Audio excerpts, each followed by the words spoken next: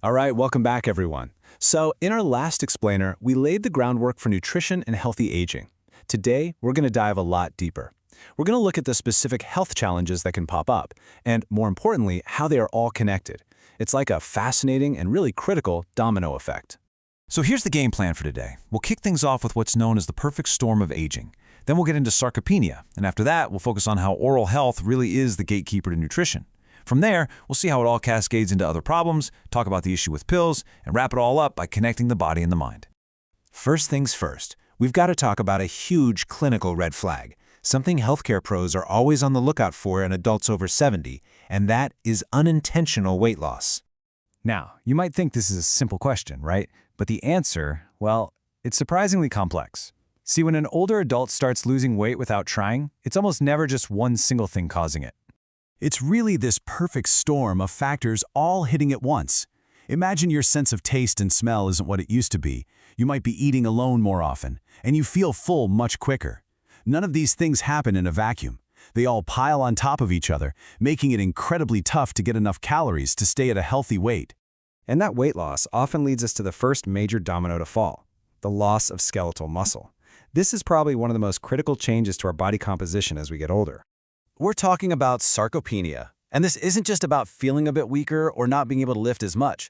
No, this is a serious clinical condition. It's what underpins frailty, and it directly impacts an older person's ability to just do daily tasks and live on their own. But then there's this other really sneaky condition called sarcopenic obesity. I call it a double threat because it's so misleading.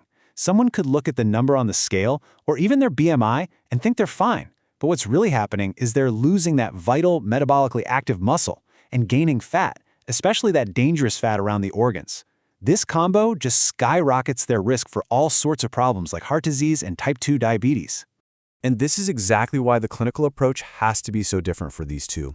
For both of them, the goal is absolutely not just weight loss. You can't just cut calories. The number one priority has to be building and holding onto muscle.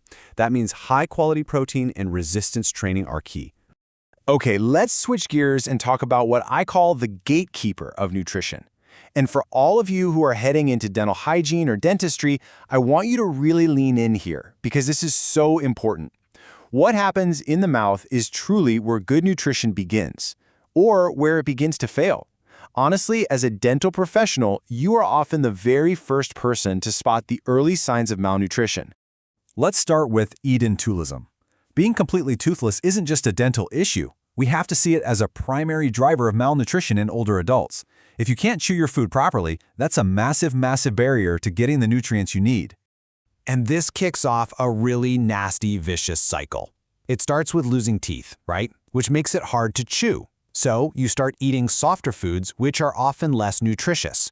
Well, that poor nutrition then starts to weaken your jawbone. And guess what? A weaker jaw means your dentures won't fit well anymore. And poorly fitting dentures make it even harder to eat, which just makes your nutrition worse. You can see how this just spirals downward fast. Another huge problem in the mouth is xerostomia, or just dry mouth.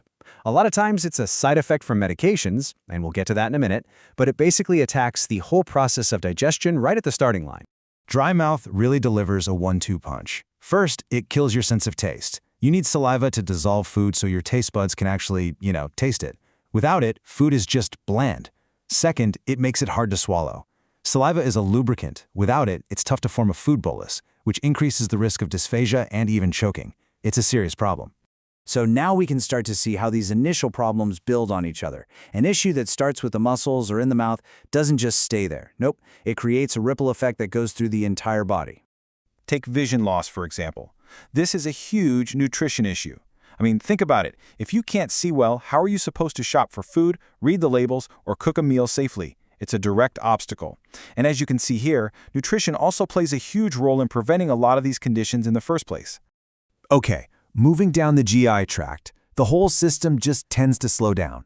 In the upper GI, you might see more acid reflux, and, critically, lower stomach acid impairs your ability to absorb key nutrients.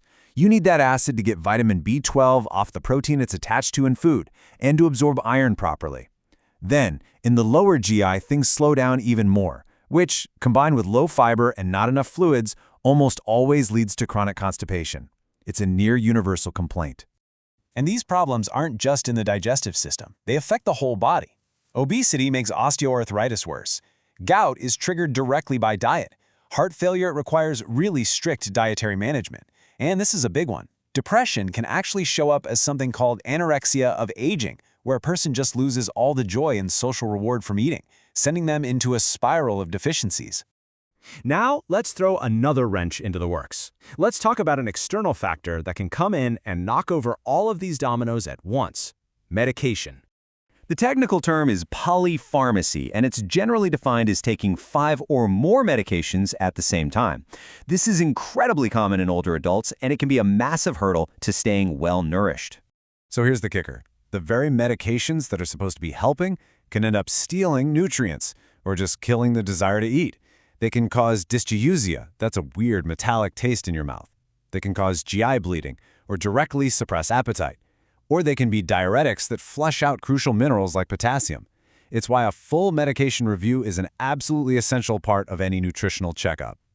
Okay, so we followed this cascade of dominoes all the way through the body, from the muscles to the mouth to the gut. But there's one last critical connection we need to make, and that's the one between the body and the mind. And this leads us to our final thought for today. We've seen how all these physical dominoes fall, one after another. So the big question is, what happens when that cascade finally reaches the brain? It's the perfect setup for our next explainer, where we're going to explore that critical link between nutrition and dementia.